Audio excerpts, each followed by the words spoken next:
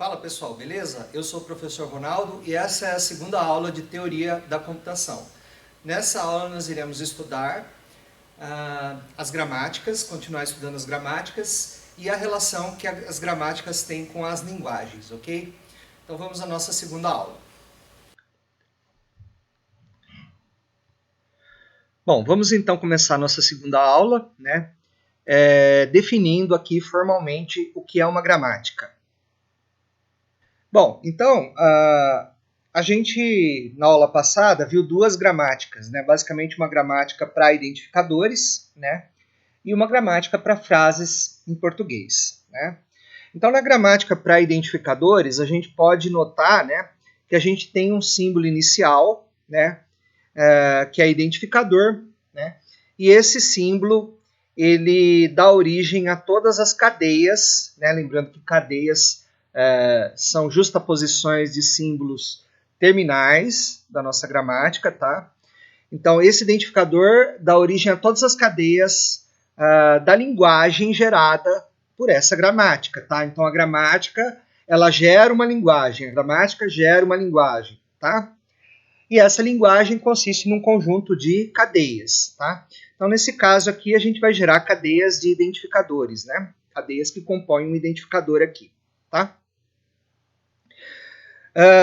Bom, basicamente a gente tem um símbolo inicial, que é o símbolo identificador, tá? Então toda a gramática ela vai ter um símbolo inicial. No caso da gramática para descrição de identificadores, esse símbolo inicial a gente está chamando ele de identificador, tá? A gente tem também, né, o conjunto de símbolos não terminais da gramática, né? Então todos os símbolos que eu estou colocando aí em azul, eles são símbolos não terminais, tá? Então nós temos 3 símbolos aí que são não terminais. O identificador também é um símbolo não terminal, tá? Quer dizer, o símbolo inicial da gramática sempre vai fazer parte do conjunto N, onde N é o conjunto dos símbolos não terminais. Então, o símbolo inicial da gramática também é um não terminal, ok? Não terminal por quê? Porque ele não termina a geração da nossa cadeia, né, porque a nossa cadeia só tem símbolos terminais. Então, se aparecer um não terminal, ele não termina a cadeia, por isso que ele chama não terminal, tá? E nós temos os símbolos do alfabeto, né, do alfabeto de terminais, tá?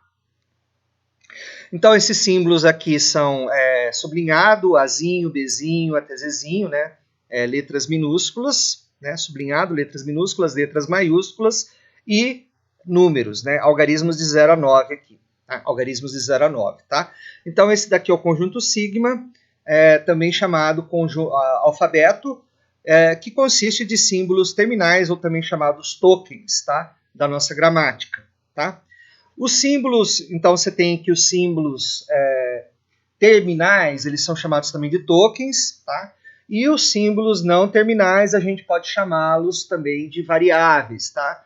Então, se você não gosta da terminologia não terminal e terminal, porque você pode se confundir, você pode simplesmente chamar os não terminais de variáveis, né? E os terminais de tokens, tá? Então, muitos livros fazem isso para você não ter que... se você não gostar dessa nomenclatura, você pode usar essa outra nomenclatura alternativa que eu estou colocando para vocês aqui, tá? Na gramática para frases em português, nós também temos o símbolo inicial da gramática. Esse símbolo é o símbolo frase, tá? Então, frase vai dar origem à nossa frase em português, ok? Então, né, a gente tem esse símbolo inicial aí, frase, e a gente tem também um conjunto aí de símbolos não terminais, né? Quem são os símbolos não terminais? Frase, que é o símbolo inicial, vai fazer parte do conjunto N, do conjunto dos símbolos não terminais. O símbolo inicial sempre faz parte, tá, dos símbolos não terminais, tá? A gente tem sujeito, predicado, artigo, substantivo, né? Verbo, né? E objeto, que são aí símbolos não terminais, ok? E finalmente os itens aí do alfabeto, tá? Que são os símbolos terminais ou tokens da nossa gramática. Então, o, a, gato, cachorro, peixe, comida, mordeu, comeu, são símbolos pertencentes a sigma, onde sigma é o alfabeto. São símbolos terminais, também chamados de tokens, e os não terminais também podem ser chamados de variáveis, tá? Bom, então a teoria das linguagens formais trata das linguagens como um conjunto de sentenças, né? E o mecanismo para gerar ou reconhecer tais sentenças. Então a gente viu o mecanismo de geração, tá? Que é a gramática, né? Sentenças também são chamadas de cadeias, tá? Então você pode chamar de cadeia ou sentença, né? E a gente precisa formalizar esse mecanismo que é a gramática, né? Mas para formalizar a gramática, tá?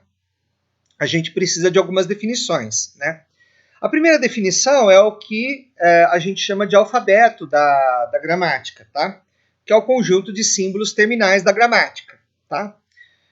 Os símbolos do alfabeto eles são sempre indivisíveis, né? Então, por exemplo, você pode ter um alfabeto, por exemplo, sigma, né? O alfabeto é sempre chamado de sigma, né? ABC, ou sigma igual a 01, tá? Em aplicações de compiladores, os símbolos eles podem ter várias letras, né? Então, begin é um token, if é um token. O que é um token? É um terminal, né? Lembra que eu falei para vocês anteriormente, né? Token e terminal são sinônimos, tá? E eles são indivisíveis, né? Então, os tokens eles são indivisíveis, tá? Então, veja que esse conjunto aqui, ó, A, AB e ABC, ele não é alfabeto, né? Porque você tem um símbolo contido em outro símbolo do mesmo conjunto, tá? Então, quando acontece isso daqui, né? Se você quiser que esse conjunto aqui seja um alfabeto, tá? Você tem que criar uma bijeção com outro conjunto, que é o que a gente faz em compiladores, né? A gente, para cada token, a gente associa um tag, um rótulo ao token, né? Certo? Que é o quê? Uma bijeção, tá? Então, tokens que têm uma determinada formação, como o identificador, por exemplo, eles vão ter todos eles o mesmo token, né? Mas se for uma palavra reservada como if, begin, tá? Case, né? São palavras reservadas da linguagem, eu vou ter um tag específico para cada token, tá? Então, os detalhes de como fazer isso daqui, a gente aprende no curso de compiladores, mas por enquanto, né, se você vê algo desse tipo aqui, você já pode bater o martelo e dizer que isso daqui não é o alfabeto, tá? Vamos continuar com as nossas definições. Uma palavra, que também pode ser chamada de sentença ou cadeia sobre um alfabeto sigma, tá? É uma sequência finita de símbolos de sigma. Então, na teoria das linguagens formais, tá?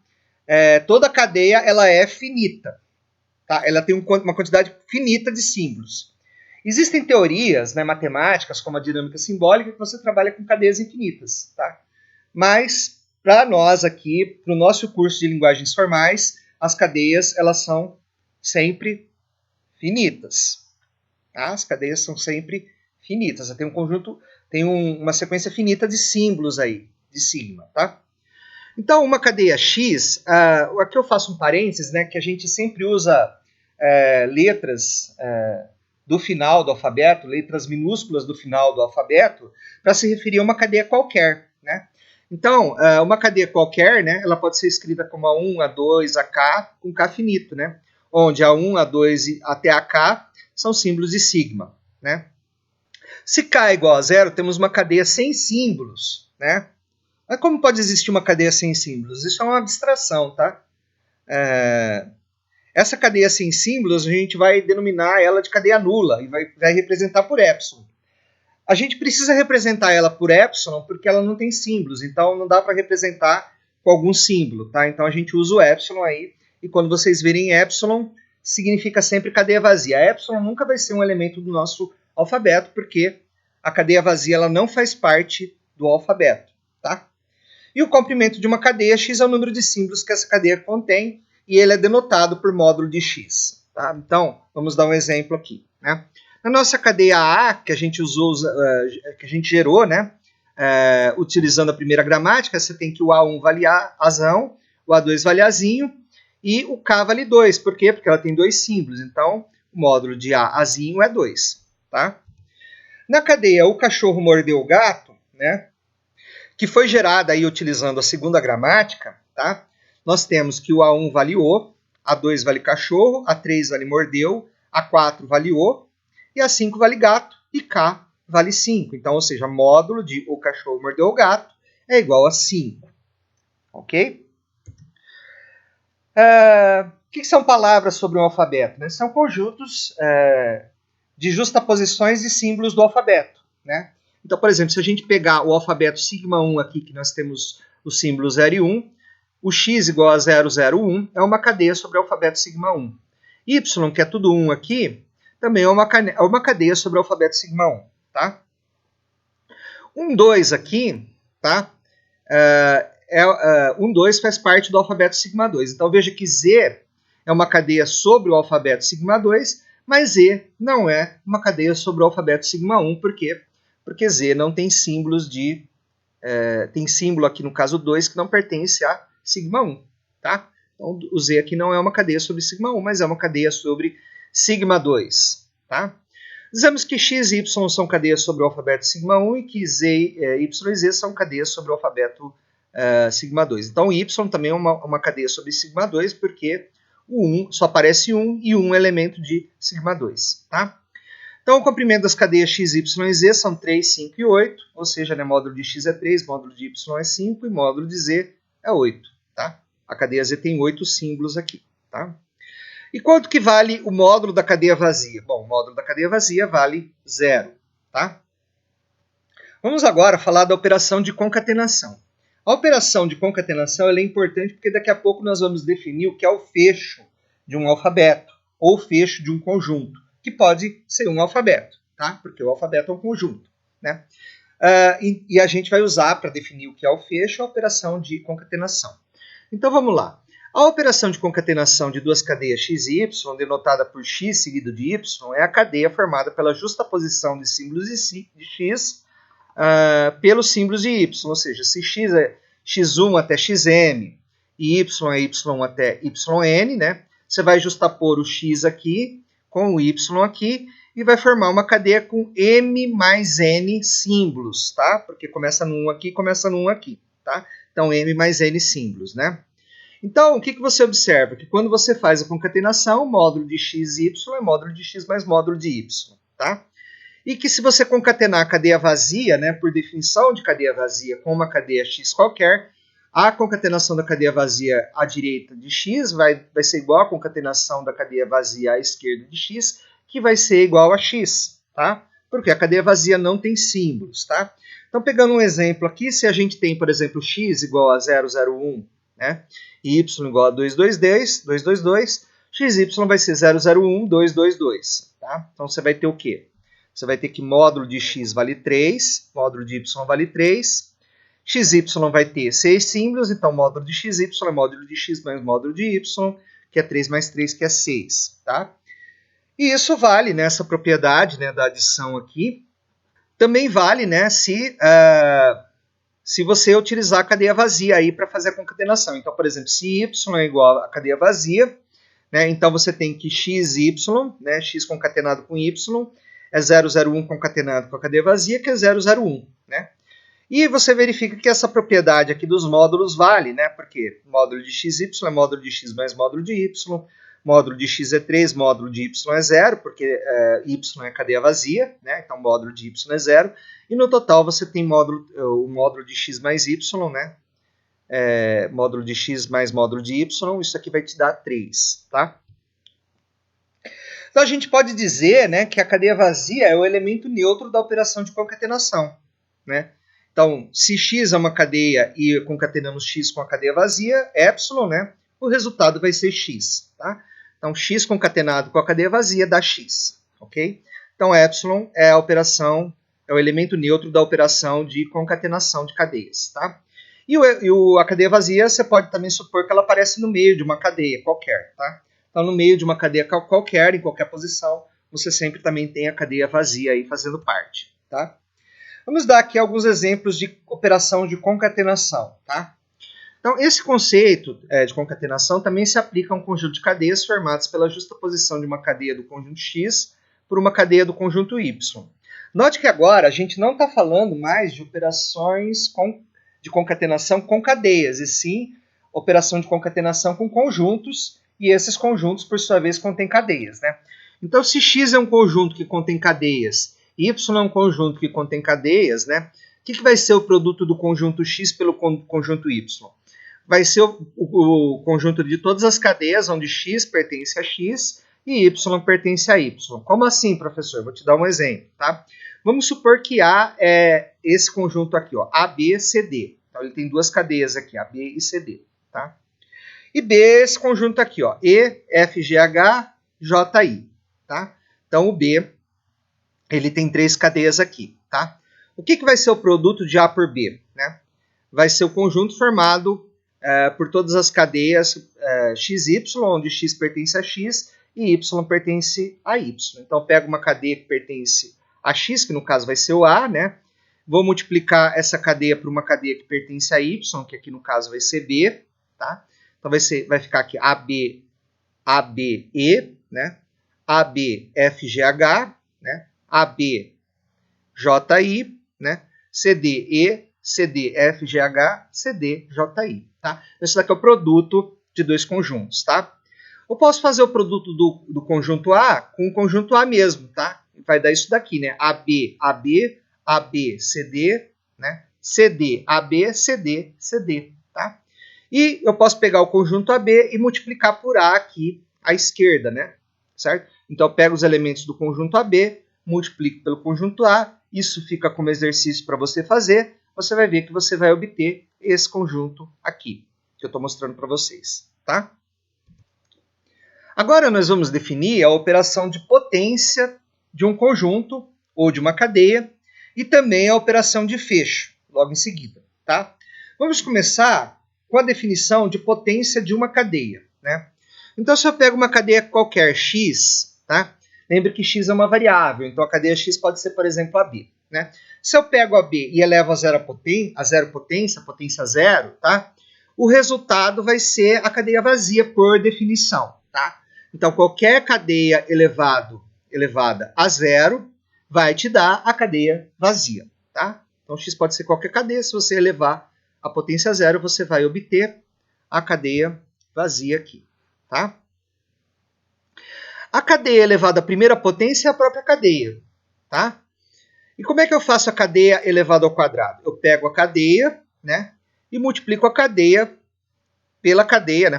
Multiplico o que eu quero dizer, eu faço a justaposição da cadeia com ela mesma. Então, eu tenho a cadeia elevada a 2 aqui, tá? É a justaposição da cadeia com ela mesma, ou seja, a cadeia justaposta com a cadeia. A cadeia, a enésima potência, é a cadeia vezes a cadeia elevada à enésima menos 1 potência. No caso do n ser 3, né? Então, por exemplo, a cadeia ao cubo é a cadeia, né, justaposta com a cadeia ao quadrado, tá? Então, você tem isso daqui, né? E a cadeia ao quadrado usando a definição anterior, a cadeia justaposta com a cadeia mesmo, tá? Então, a cadeia ao cubo é a cadeia justaposta com ela mesma 3 vezes, tá? Isso daqui é para cadeias, tá? E para conjuntos, como é que a gente faz, tá? Então, por exemplo, um conjunto elevado à potência zero é um conjunto contendo a cadeia vazia. Nota aqui o seguinte, ó. Um conjunto contendo a cadeia vazia é diferente da cadeia vazia, tá? Porque aqui a gente tem um conjunto que não é um conjunto vazio, é um conjunto unitário porque ele tem um elemento. Esse elemento é a cadeia vazia, tá? Então, essas duas coisas aqui são diferentes, ó. A potência de uma cadeia, a potência zero de uma cadeia é a cadeia vazia. A potência zero de um conjunto é um conjunto contendo a cadeia vazia. Essas duas coisas são diferentes, tá, pessoal? A potência primeira de um conjunto X é o próprio conjunto, tá? A potência segunda de um conjunto X é o conjunto X multiplicado pelo conjunto X. Como que eu faço a multiplicação num conjunto por ele mesmo? A gente fez um exemplo aqui, né? Por exemplo, ó, AA é o produto de A com ele mesmo. Dá isso aqui, tá? Então, para um conjunto X qualquer, né? X2 é o produto de X por ele mesmo, né? Que vai te dar XX, que é outro conjunto. E esse conjunto XX você pode multiplicar por X, tá? E obter X ao cubo, que é o conjunto ao cubo, tá? Então, o que você observa além disso, né? Observamos aqui que a gente usa letras minúsculas do final do alfabeto para representar uma variável do tipo cadeia. Observe também que usamos letras maiúsculas do final do alfabeto para representar conjuntos, né? letras maiúsculas do final do alfabeto também são utilizadas para representar uma variável do vocabulário da gramática. Tá? Então, o vocabulário da gramática, quando você fala vocabulário, né, a gente usa o símbolo V. E a gente diferencia vocabulário de alfabeto, porque alfabeto é só o sigma. Vocabulário é o sigma união com N, onde N é um conjunto de não terminais. Então, vocabulário são todos os símbolos da gramática, são os terminais e os não terminais. Quando você fala de terminais e não terminais, você está falando de vocabulário e não de alfabeto. Certo? Muito bem. Agora, usando a definição de potências de um conjunto, tá? A gente pode definir a operação de fecho e a operação de fecho positivo. Né? Então, por definição, a operação de fecho de um conjunto é o quê? Né? É o conjunto elevado à potência 0, união com o conjunto elevado à potência 1, união com o conjunto elevado à potência 2, união com o conjunto elevado à potência 3, até o infinito. Tá? E o fecho positivo, né, é quase a mesma coisa, mas o fecho positivo ele não contém a cadeia vazia. Tá? Nota que x elevado a 0 é um conjunto contendo a cadeia vazia. Esse conjunto contendo a cadeia vazia não vai ser incluído quando você faz o fecho positivo. Tá? Então, o fecho positivo é o conjunto elevado à primeira potência, união com o conjunto elevado à segunda potência, união com o conjunto elevado à terceira potência, assim sucessivamente até o infinito. Tá? Então, se sigma for um alfabeto, sigma i contém todas as cadeias sobre sigma de comprimento i. Né? Por quê? Porque o alfabeto, tá? Se ele contém apenas um símbolo, né? Se cada elemento do alfabeto contém um único símbolo, tá? Quando você faz o produto do alfabeto por ele mesmo, as cadeias vão ter dois símbolos, né? Por exemplo, se o i for 2, tá? Se você faz o produto do alfabeto, né, e obtém um conjunto, e esse conjunto você multiplica pelo alfabeto de novo, o seu i vai valer 3. Então, o que vai acontecer? As suas cadeias vão ter 3 símbolos, né? Então, sigma i contém todas as cadeias sobre sigma de comprimento i. A gente vai ver isso no exemplo no próximo slide, tá? O fecho de sigma, né, que é denotado por sigma asterisco, contém todas as cadeias formadas de símbolos de sigma, incluindo a cadeia nula, né? O sigma mais não contém a cadeia nula. E o fecho positivo de sigma, que é denotado por sigma mais, contém todas as cadeias com exceção da cadeia nula, tá? Então vamos ver aqui como é que funciona a operação de fecho, tá? Então vamos lá, seja o alfabeto sigma igual a B, né? Os símbolos aqui eles têm um único caractere, tá? Então isso torna mais fácil a gente visualizar a questão do fecho, tá? Qualquer cadeia ou conjunto de cadeias sempre vai estar contido no fecho do conjunto sigma, tá? Então, por exemplo, x é um conjunto de cadeias, ele vai estar contido no fecho de sigma, tá? Certo? E as cadeias, por exemplo, y e z, também vão estar contidas no fecho de sigma. Mas como é que eu faço o fecho de sigma? Bom, sigma asterisco é sigma elevado a 0, que a gente sabe que é um conjunto contendo a cadeia vazia. União com sigma primeira, que é o próprio conjunto sigma, tá? União com sigma ao quadrado, que é o quê? Sigma vezes sigma, né? Quer dizer, AA, AB, BA, BB, certo? Sigma ao cubo, que vai formar essas cadeias aqui, união até o infinito, tá? Então, sigma asterisco, você fazendo a união desses conjuntos, você vai obter esse conjunto grande aqui, tá? Composto por essas cadeias aqui, tá? Então, observe que sigma ao quadrado é isso daqui. Se você pegar essas cadeias aqui e fizer o produto dessas cadeias, né? Você vai obter também uma cadeia que vai estar no fecho de sigma, tá? Certo? O produto de duas cadeias quaisquer sobre o alfabeto sigma vai estar no fecho de sigma, tá? Então, por exemplo, y4 aqui vai estar no fecho de sigma, né? Yz ao quadrado, que é feito aqui para vocês, tá? Também vai estar no fecho de sigma. Ou seja, qualquer operação com cadeias sobre o alfabeto sigma vai estar no fecho de sigma, tá? E vamos definir, então, aqui o que é linguagem, né? O que é uma linguagem sobre o alfabeto sigma? É basicamente um conjunto de cadeias sobre sigma, tá? Então, L é uma linguagem sobre o alfabeto sigma, se e somente se L está contido em sigma asterisco, se L está contido no fecho de sigma.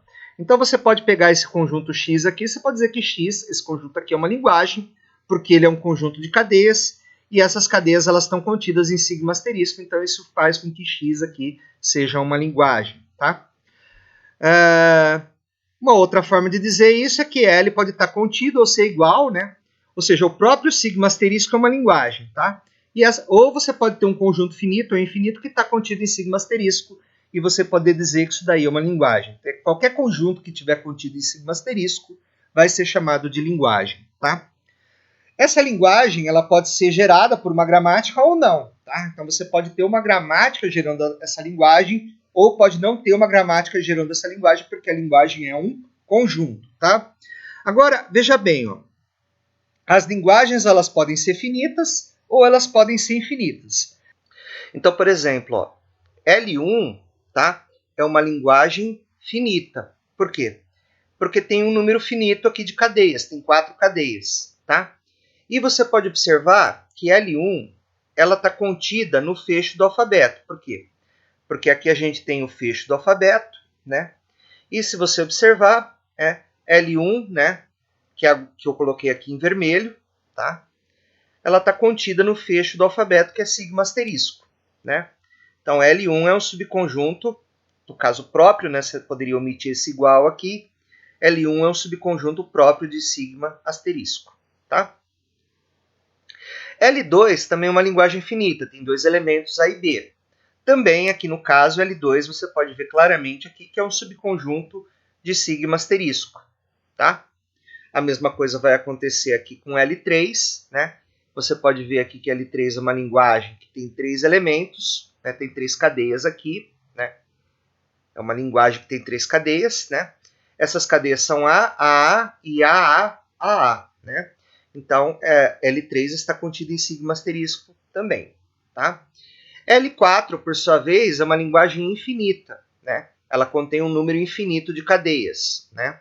AB, AABB, AABBB e assim por diante. Né? Ou seja, AI, BI com I maior que 0. Né? Então, L4 é uma linguagem infinita. Tá? Essa linguagem L4, que é infinita, ela também está contida em sigma asterisco. Então, apesar de sigma asterisco ser um conjunto infinito, L4 ser um conjunto infinito, L4 está contido em sigma asterisco. Então, um conjunto infinito pode estar contido em outro conjunto infinito. Tá ok? Bom, então quais são as formas de definir linguagens? Tá? Você pode, quando a linguagem é finita, você pode listar todas as palavras da linguagem. Tá?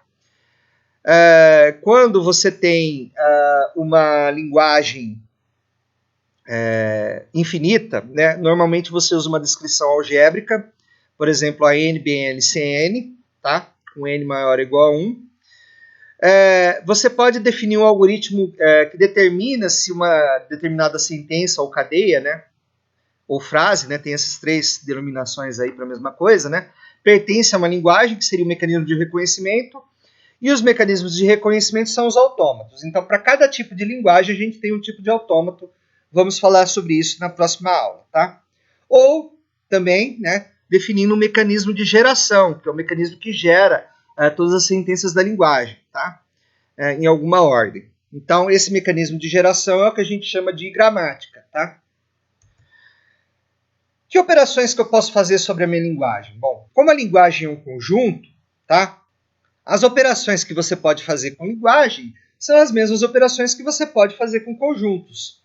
Então, por exemplo, você pode fazer a união de 2 conjuntos, você pode fazer a intersecção de 2 conjuntos, você pode fazer a diferença de 2 conjuntos, você pode fazer o complemento de um conjunto. Tá? O complemento é sempre feito com um conjunto. Tá? E o que seria o complemento de uma linguagem? Né? Seria o fecho do alfabeto, né? Da gramática que define essa linguagem, menos o conjunto de cadeias que é a linguagem. Tá? Então, sigma asterisco menos L define para você o complemento de uma linguagem aí. Tá? Mas para você poder fazer o complemento dessa linguagem, você tem que dizer quem que é o alfabeto dessa linguagem. Tá? Ou seja, você tem que dizer quais são os símbolos que compõem as cadeias aí da sua linguagem para você poder definir o que é complemento da sua linguagem, tá? Então, a gente tem aqui duas linguagens, uma finita, que é L1, e a outra infinita, que é L2. A gente quer fazer L1 união com L2, né? Veja que o A ele não está presente aqui, ele vai entrar. O AB está presente nos dois aqui, então eu não repito o AB. Tá? ABB, ele está presente aqui, mas não está presente aqui, então eu vou colocar ABB. E depois as cadeias infinitas da segunda linguagem, né? A intersecção, veja que o que tem de comum é só o AB, né? Então a intersecção de L1 e L2 é um conjunto unitário, formado apenas pela cadeia AB. L1 menos L2, né, é o que tem em L1, né? Mas não tem em L2, tá? O que tem em L1, mas não tem em L2 é A e ABB, porque o AB eu tenho também em L2. Então eu retiro o AB do L1 e formo aqui L1 menos L2, que é A, ABB, tá? E o complemento, né? O complemento é x pertencente ao fecho do alfabeto, que é AB, tal que x é diferente de AI elevado a AI concatenado com BI, tá? Com I maior que zero, tá? Então você define matematicamente assim com a operação de diferença aqui, né? Toda cadeia que não é AI seguida por BI pertence a L2, né? L2', no caso, tá? Então toda cadeia que não é AI, BI pertence a L2'. L2' é o complemento de L2 aqui. Eu coloquei o complemento aqui, né? Você pode escrever assim, complemento, abre parênteses, L2, ou L2' aqui, tá? Linha significa complemento. Ou barra, né? L2 barra, também se você colocar uma barra horizontal aqui, você vai dizer que é o complemento de L2, tá?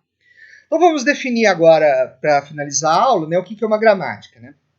Uma gramática serve para definir qual o subconjunto de sentenças faz parte de uma determinada linguagem. Ela é um dispositivo formal para especificar uma linguagem potencialmente infinita de forma finita. Por quê? Porque você vai ter um número finito de regras de produção, tá? Então, nas primeiras gramáticas que a gente mostrou, né, a gente vê que além dos 3 elementos que eu falei para vocês, né, a gente também tem as regras de produção. Como assim, professor? Então, nessa primeira gramática, a gente tem o símbolo inicial, né? A gente tem os símbolos não terminais, a gente tem os símbolos terminais, e essas regras aqui são chamadas de regras de produção, tá?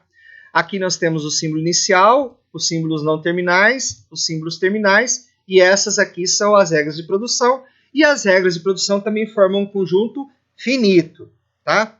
Ou seja, a gramática ela é um mecanismo finito para você poder especificar um conjunto que é potencialmente infinito, tá?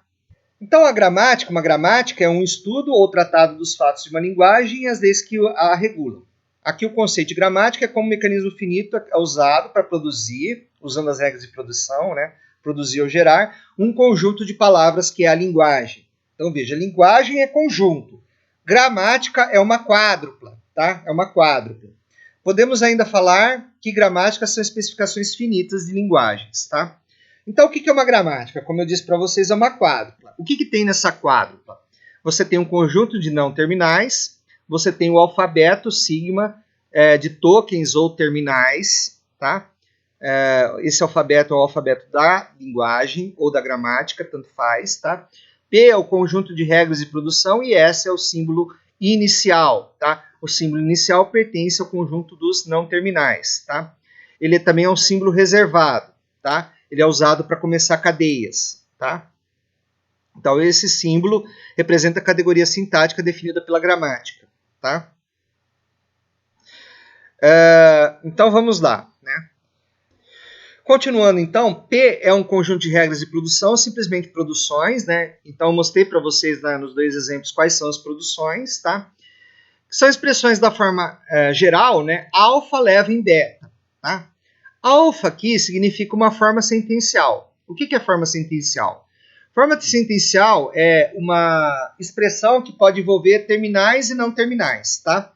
Então, toda expressão que você tem terminais misturados com não terminais é chamada de forma sentencial e a gente usa as letras gregas para se referenciar a formas sentenciais. E beta é uma forma sentencial, tá? Então, o lado esquerdo da regra de produção pode ser qualquer mistura de terminais ou não terminais.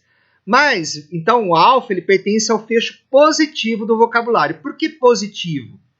Porque não, alfa, o lado esquerdo da regra de produção, nunca pode ser a cadeia vazia, tá? Porque se for cadeia vazia, você gera qualquer coisa. Então, se for cadeia vazia, não encaixa na definição de gramática, tá? Então, alfa não pode ser cadeia vazia. Já o beta pode ser cadeia vazia, porque o beta pertence a V asterisco, onde V asterisco é o fecho do vocabulário, tá?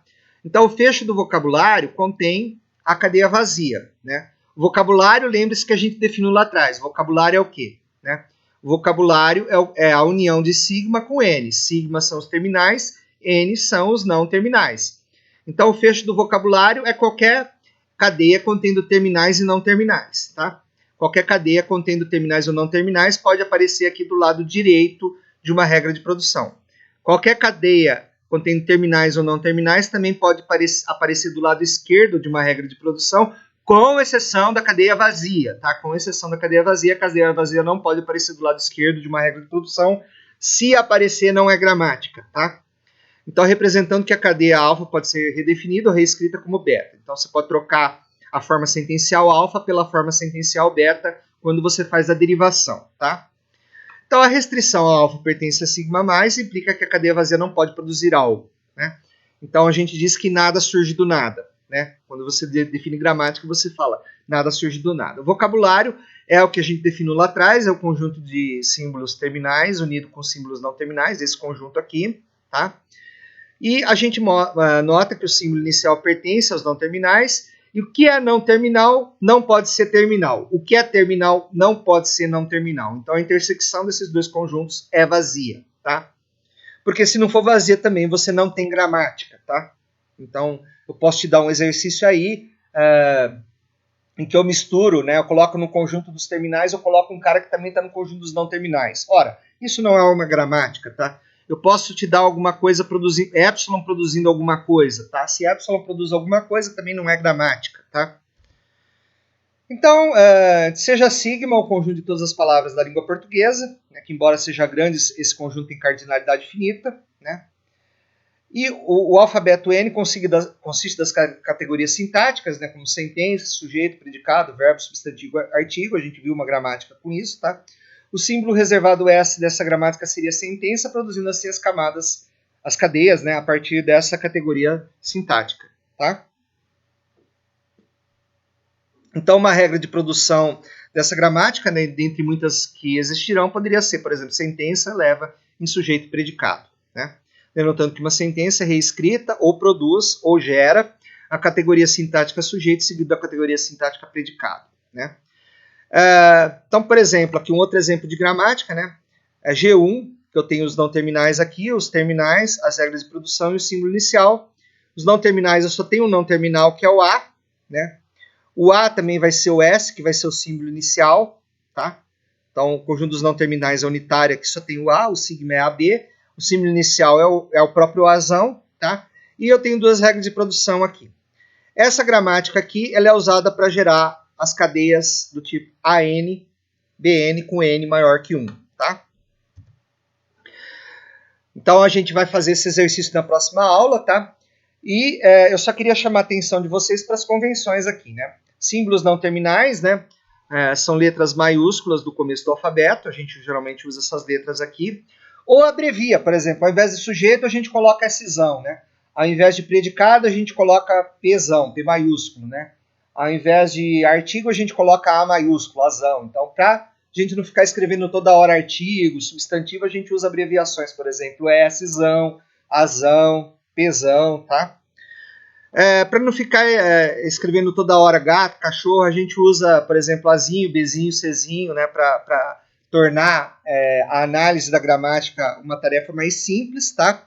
Então, os terminais, eles são representados normalmente por letras minúsculas do começo do alfabeto, né?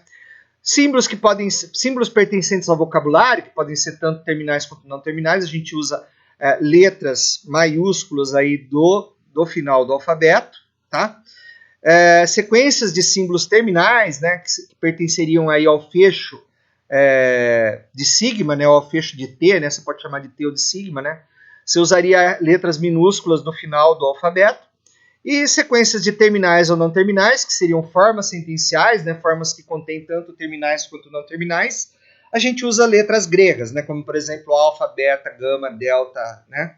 Só não pode usar o épsilon porque o épsilon é cadeia vazia, tá certo? Então assim a gente termina essa segunda aula aqui. Na terceira aula nós vamos dar alguns exemplos de gramática e iremos falar sobre a classificação das gramáticas e também falar sobre os respectivos autômatos que reconhecem cadeias dessas gramáticas, ok? Então até lá e bons estudos.